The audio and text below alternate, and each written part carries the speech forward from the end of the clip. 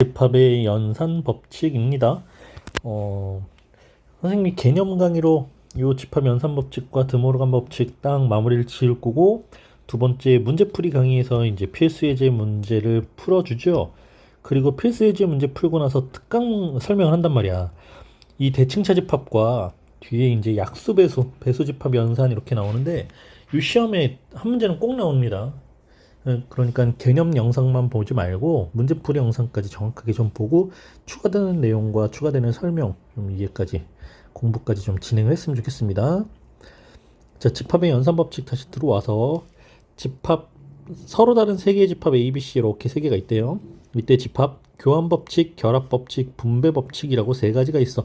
다 처음 들어보는 단어는 아니에요. 자, 교환 법칙은요, A와 B의 합집합을 구해봐. 그건 B와 A의 합집합과 같아.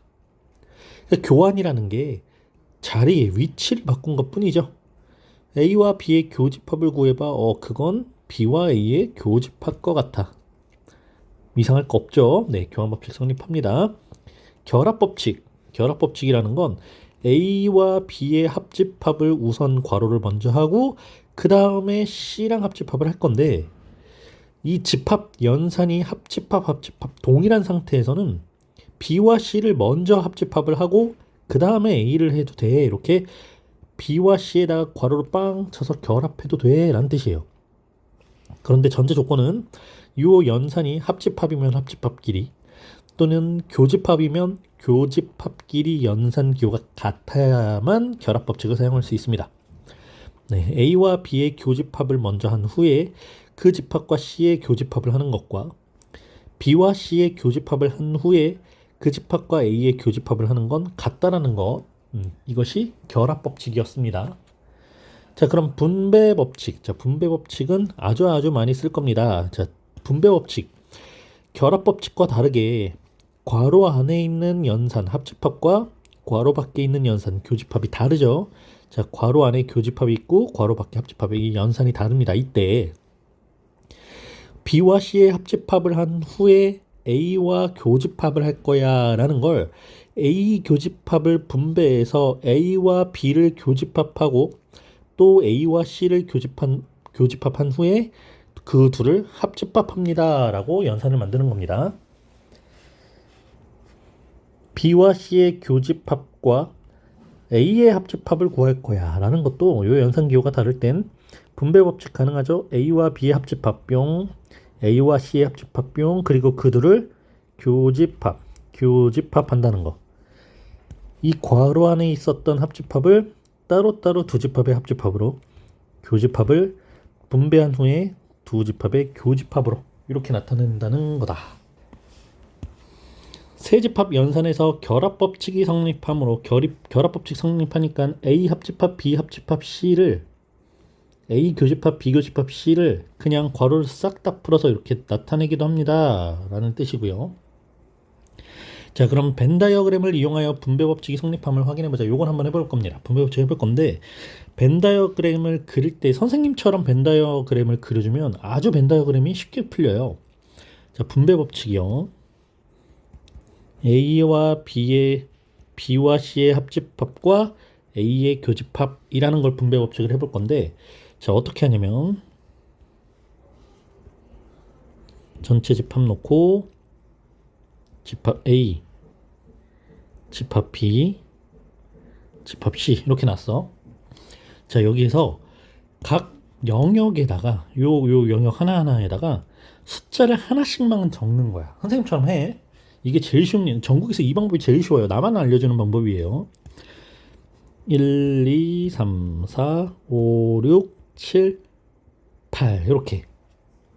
그러면 전체 집합에는 원소가 총 1부터 8까지 원소가 8개가 있고, 각 영역에 원소가 하나씩 들어가 있을 때 집합 A는 원소가 1, 2, 3, 4죠.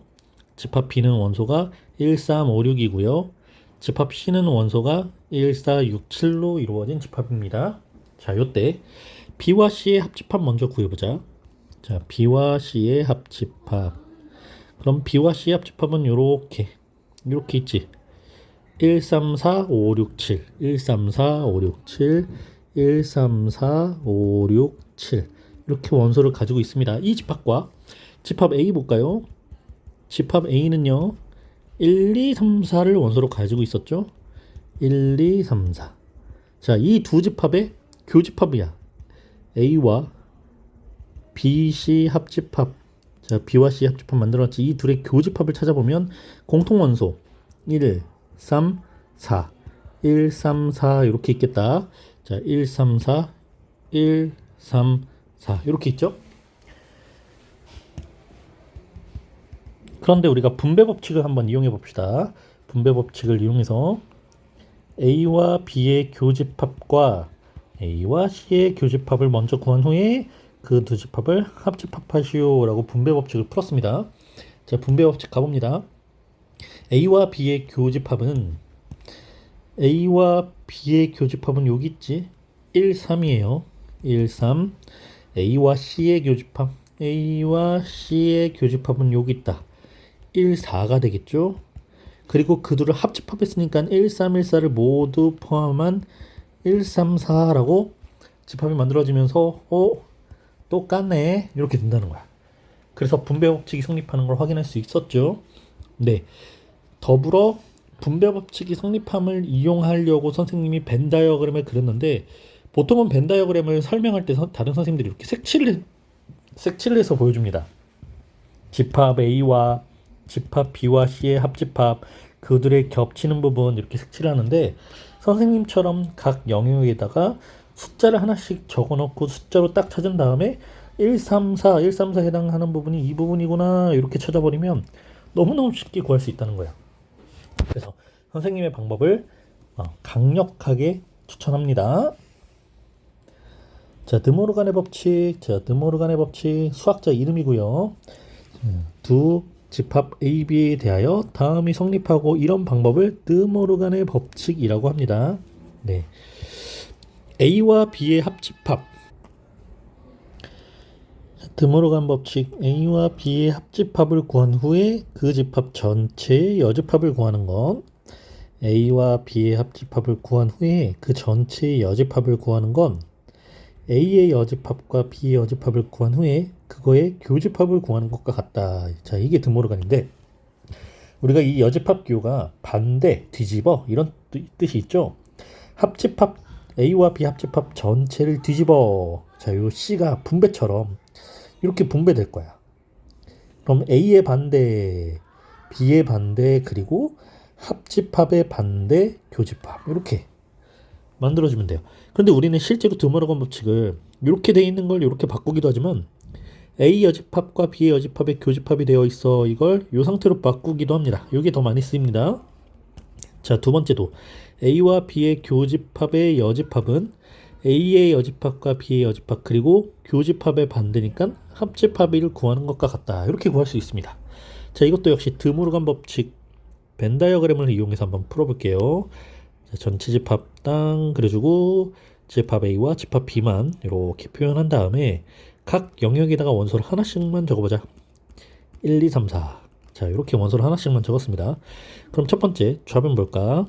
A와 B의 합집합의 여집합이래. 자, 얘들아, A와 B의 합집합은 원소가 어딨니? A와 B의 합집합 여기 있죠? 1, 2, 3입니다. 1, 2, 3. 그럼 그 1, 2, 3의 여집합은 3이 아닌 거니까 1, 2, 3이 아닌 거니까 4가 되겠다. 자, 합집합의 여집합은 요게 되겠죠. 4입니다.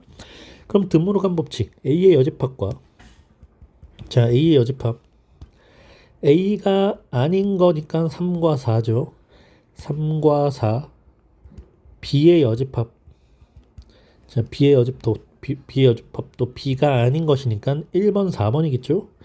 1번, 4번. 그리고 이 둘의 교집합. 자, 이렇게 교집합 3, 4와 1, 4를 모두 공통으로 가지고 있는 건 4번이 되겠다.